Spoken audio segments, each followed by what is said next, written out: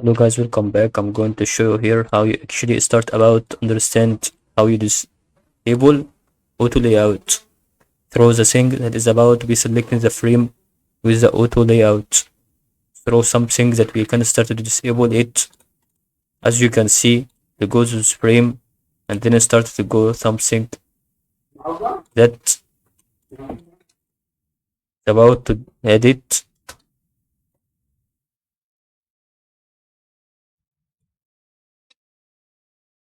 What we're gonna do is about